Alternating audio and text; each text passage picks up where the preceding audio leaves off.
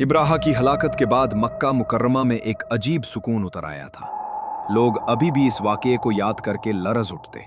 बच्चे अपने बड़ों से सुनते कि परिंदों ने आसमान से पत्थर बरसाए, और बुजुर्ग एक ही जुमला कहते, खाना काबा का रब बड़ा जबरदस्त है। पूरा अरब हैरान था। जिस फौज के सामने कोई कबीला न टिक सका, उसे चंद नन्हे परिंदों ने खाक में मिला दिया। ये वाक़या अरब की तारीख का रुख बदल गया। लोगों के दिलों में एक यकीन पैदा हुआ कि मक्का कोई आम शहर नहीं, ये रब की अमान में है। और इसी साल इसी शहर में अल्लाह ताला ने अपने महबूब को भेजने का फैसला फरमाया। दुनिया में नबी आखिरुज़्ज़मा की आमद से पहले कुछ ऐसी निशानियां जाहिर हुईं जिन्हें देखकर समझ आ गया कि कोई गैर मामूली हस्ती आने वाली है। शाह फारिस कसरिया का महल लरज़ उठा। उसकी 14 बुलंदोबाला कंगरियां गिर गईं, जो उसके इक़्तिदार के ज़वाल की अलामत थी। मजूस आतिश परस्तों की आग बुझ गई। वो आग जो हजारों साल से बगैर रुके जलती थी, अचानक बुझ गई। किसी को समझ न आई कि कैसे मुमकिन हुआ। सावा झील ईरान का पानी खुश्क हो गया, जो सदियों से बह रही थी, अचानक जमीन में समा गई। ये सब निशानियां आसमान से आने वाले एक नूर की गवाही दे रही थी। मक्का की वादी में कबीला बनु हाशिम का एक घर था, सादा मगर ईमान से रोशन। इसी घर में रहती थीं हजरत आमना बिनते वहब, एक बावकार, नेक और पाक दामन खातून।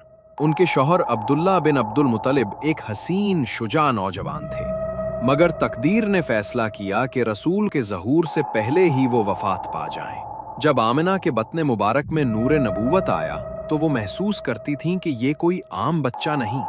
ख्वाब में उन्हें अजीब मनाजिर दिखाए गए। उन्होंने देखा कि उनके जिस्म से एक नूर निकला जो शाम के महल्लात तक रोशन कर गया।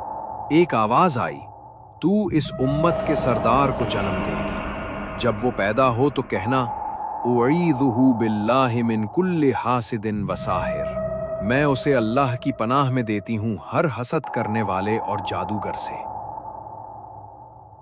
रात पुरसुकून थी। मक्का की वादियां खामोश। हवा में एक अजीब सी नरमी थी, गोया जमीन खुद मुंतजिर थी किसी मेहमान खास की।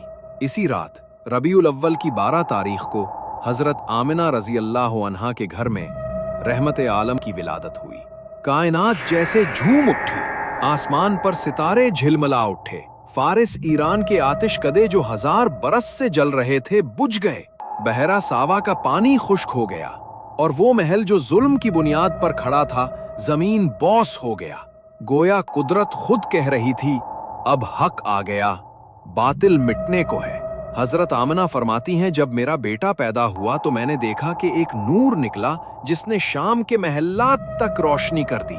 ये नूर वही था जो अजल से आदम अलैहिस्सलाम से चला आ रहा था, और अब मोहम्मद मुस्तफा कम्मल हुआ। इसी लम्हे आसमान के फरिश्ते खुशी में झूम रहे थे, और अर्श से सदा आई, मोहम्मद पैदा हो गए, रहमतुल्लिल आलमीन आ गए।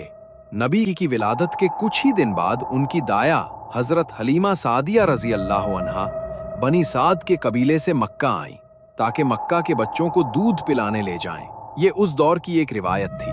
जब वो मक्का पहुंचे तो हर औरत ने किसी अमीर घराने के बच्चे को पसंद किया, क्योंकि हजरत आमना बेवा थी। उनके शौहर हजरत अब्दुल्ला का इंतकाल नबी की विलादत से पहले हो चुका था। हजरत हलीमा के पास सवारी कमजोर, ऊंटनी खुश्क और दूध न होने के बराबर था।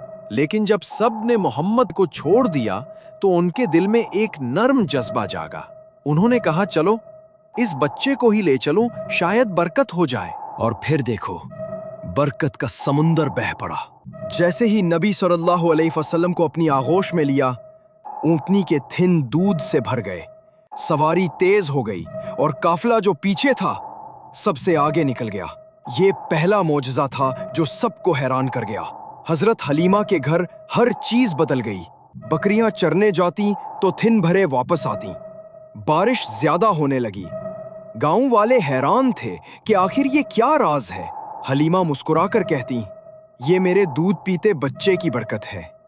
नबी सल्लल्लाहु अलैहि वसल्लम जब मुस्कुराते तो घर में रोशनी फैल जाती, और जब सोते तो यूं लगता जैसे फरिश्ते उनके गिर्द पहरा दे रहे हैं। 4 साल की उम्र के करीब एक दिन नबी सल्लल्लाहु अलैहि वसल्लम अपने साथी बच्चों के साथ खेल रहे थे कि अचानक 2 सफेद पोश फरिश्ते आसमान से उतरे। उन्होंने हुजूर सल्लल्लाहु अलैहि को जमीन पर लिटाया, उनका सीना मुबारक खोला, दिल निकालकर सियाह कतरा शैतान का असर निकाला और उसे जमजम के पानी से धोया। फिर कहा, ये वो दिल है जिसे अल्लाह ने तमाम दिलों से ज्यादा पाक बनाया है। बच्चे दौड़ते हुए हलीमा के पास पहुंचे, कहने लगे, मोहम्मद मर गए, मोहम्मद मर गए। वो भागती हुई आईं, देखा आप सल्लल्लाहु अलैहि बैठे हैं, चेहरा नूरानी लेकिन बदन पर हल्की सी सफेदी थी।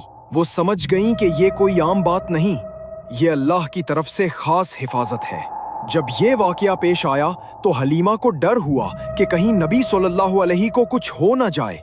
उन्होंने प्यार से मोहम्मद सल्लल्लाहु अलैहि को वापस उनकी वालिदा आमिना के हवाले कर दिया।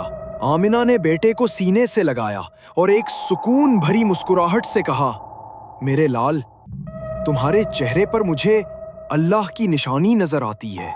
वो खुद भी जानती थीं, ये बच्चा आम नहीं, ये वो है जिसके आने की बशारत अंबियाए साबिकीन ने दी थी।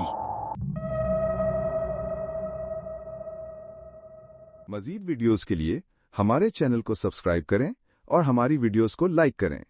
आपका बहुत बहुत शुक्रिया।